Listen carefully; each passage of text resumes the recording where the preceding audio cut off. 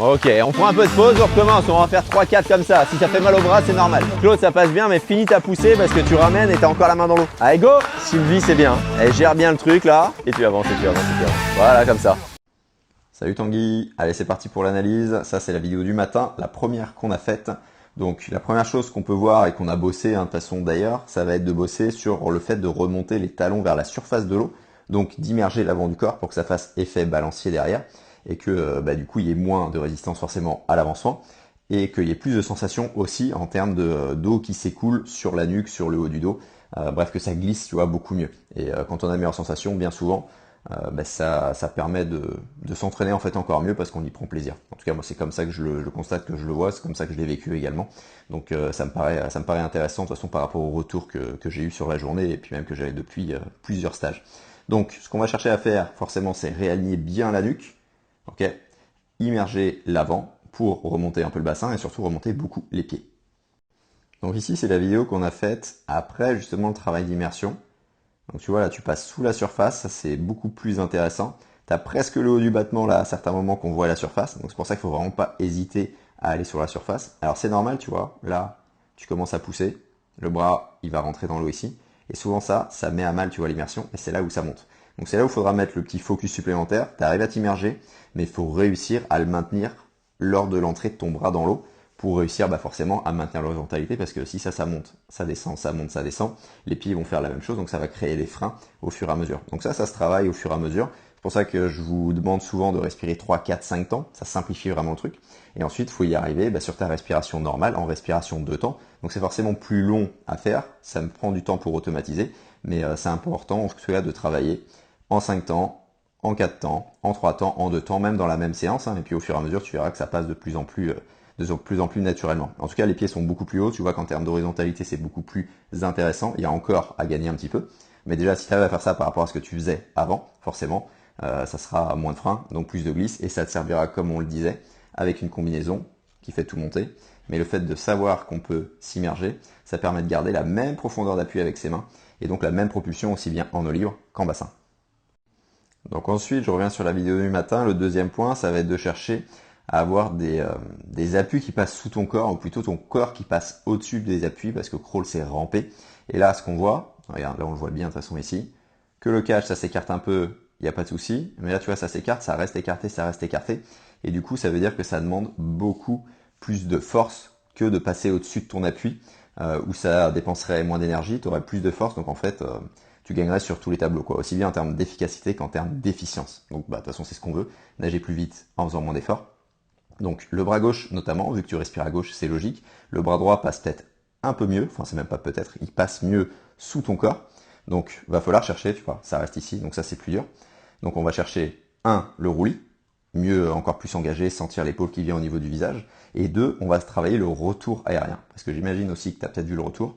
Là c'est la main qui guide et ça fait un arc de cercle ici, ce qui fait que là souvent aussi ça fait un petit arc de cercle, donc forcément ça passe pas sous ton corps. Le cage, comme je disais, c'est normal, ça s'écarte, mais après, la main devrait passer à la verticale de ton épaule au niveau du passage ici de la ligne. Donc concrètement, si j'avance un peu et que j'arrive à choper la vue de face, là la main, elle doit passer, là si ça passe à la ligne à peu près ici. Ton coude, c'est pas un souci, tu vois, ta main devrait passer là, donc je vais pas demander de bouger la main, je vais demander de ressentir les choses d'une avec l'engagement, comme je disais, de ce bras-là loin devant. Donc forcément, tu le feras sur les deux bras, c'est aussi simple. Et de 2, on bossera sur le retour aérien, donc chercher à sortir la main de la poche en longeant l'eau proche du corps, ce qui fait que mécaniquement, ça va maintenir ton roulis un peu plus longtemps, ok, tout simplement. Et le fait de maintenir le roulis un peu plus longtemps, bien souvent, d'accord, je dis bien souvent, il n'y aura pas que ça comme exercice, ça va agir sur le passage de tes appuis sous l'eau et tu vas plus facilement faire en sorte que ton corps passe au-dessus de tes appuis. Et tu verras que ça sera plus simple d'accélérer. Là, tu es plus, à mon sens, sur tirer vraiment musculairement avec les bras, avec les dorsaux. Donc c'est toujours ces muscles-là qui vont agir, mais d'une manière plus facile, plus fluide, en plantant un peu ton appui là loin devant et en faisant en sorte, de manière imaginaire en tout cas, que ça agisse comme une encre avec ta main, comme si ça se plantait, tu vois, on va dire dans le sol. Là, ça se plante dans l'eau et que ton corps, en fait, il avançait sur ça. Donc en théorie, c'est ça qu'il faut faire. Hein. La main doit rester au même niveau à partir du moment où tu plantes jusqu'au moment où tu tires. Ça se passe jamais comme ça, même si plus on progresse, plus ça se passe comme ça. Mais l'idée, c'est vraiment d'avoir cette visualisation au niveau du cerveau comme ça, parce que souvent, ça aide avec les bons exercices en complément, hein. Forcément, si je te donne pas les bons exercices, tu peux le visualiser, ça va pas être aussi facile. Donc ensuite, travail toujours en point numéro 2 sur les appuis. En bas, c'est le travail qu'on a fait après le travail justement de catch. Et ce qu'on voit par rapport en haut, il y avait déjà un début, hein, de toute façon. Hein. Regarde, il y avait déjà la rotation interne, un début de flexion. C'est juste qu'il était moins loin devant. Donc là, forcément, tu respirais pas parce qu'on cherchait à simplifier le truc au maximum. Comme sur l'immersion, il faut commencer sans trop respirer et ensuite, faut l'améliorer. Mais là, tu vois, là, il y a vraiment tac, construction du catch, translation ensuite de l'avant vers l'arrière, avant l'extension. Donc il y a vraiment une belle poussée dans la bonne direction. Et surtout, il y a beaucoup plus de surface d'appui sur une plus grande amplitude. Donc c'est exactement ça qu'on recherche. Regarde sur le bras gauche, là, ici, par rapport à la vidéo du haut. Si on arrive sur le bras gauche de l'autre côté, même chose, belle flexion, et on voit le coude. Donc ça veut dire que c'est encore plus loin en avant des épaules. Donc si tu gagnes quelques centimètres d'amplitude devant, sur le mouvement en entier, ça va faire plusieurs centimètres, une dizaine de centimètres, peut-être une vingtaine, j'en sais rien, sur chaque mouvement de gagner, parce que tu ajoutes à ça l'amplitude, plus de surface d'appui, avec l'accélération que tu vas réussir à mettre, mécaniquement, en fait, ça fait effet cumulé. Donc ensuite, le dernier point au niveau de l'inspiration, donc là, tu vois, là, tu es ici, on va chercher à inspirer un peu plus rapidement, tout simplement pour se réimmerger un peu plus vite quand tu commences à tirer sur l'eau. Parce que si tu mets du temps à inspirer et que tu es déjà en train de tirer ici et que tu n'es pas replacé, forcément, c'est comme si tu avais un parachute qui était déjà ouvert, parce que tes pieds ils sont forcément descendus sur l'inspiration.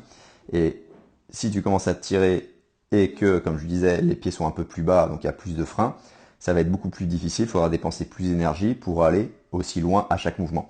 Donc on va chercher à inspirer sur cette première moitié du retour, et ensuite à se réimmerger encore plus vite pendant le catch. En gros, si je te parle de timing, même si toi, il ne faudra pas te concentrer sur tout ça, pendant le catch, et quand le catch il est construit, tu dois être replacé sous la surface de l'eau, tu dois être réimmergé pour justement te propulser, vu que la propulsion commence après le catch, avec le moins de frein possible.